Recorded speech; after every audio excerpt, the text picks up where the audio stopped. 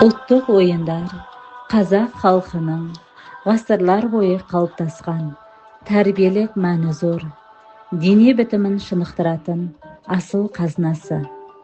Олар жылдамдыққа, ептілікке, тапқырлыққа баулып, баланың ұлттық сана сезімін қалыптастырады.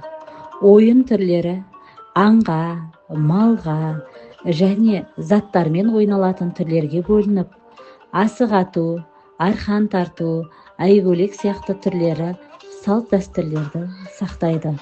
Ұлттық ойындардың маңыздылығы мен түрлері: тәрбиелік мәні үлкенге құрмет, кішіге қамқорлық, мейірімділік пен ынтымақтастыққа баулиды.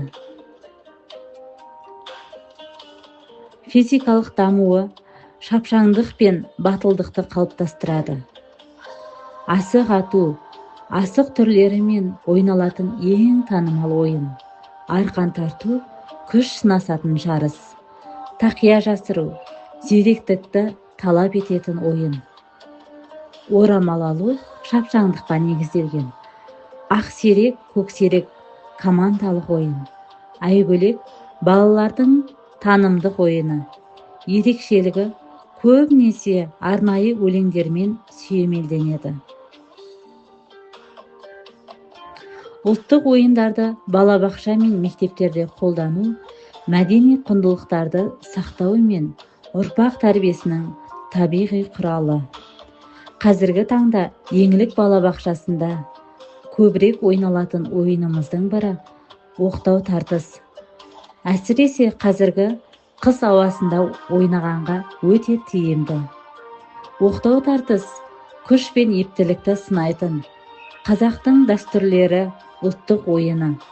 Ойыншылардың міндеті екі жақтан ағаш оқтауды ұстап, өзіне қарай тартып алу. Ойынның мақсаты ойыншының күшін, шыдамдылығын, қол қарымын тексеру, ептілікті, шапшаңдықты дамыту, жарыс рухын қалыптастыру.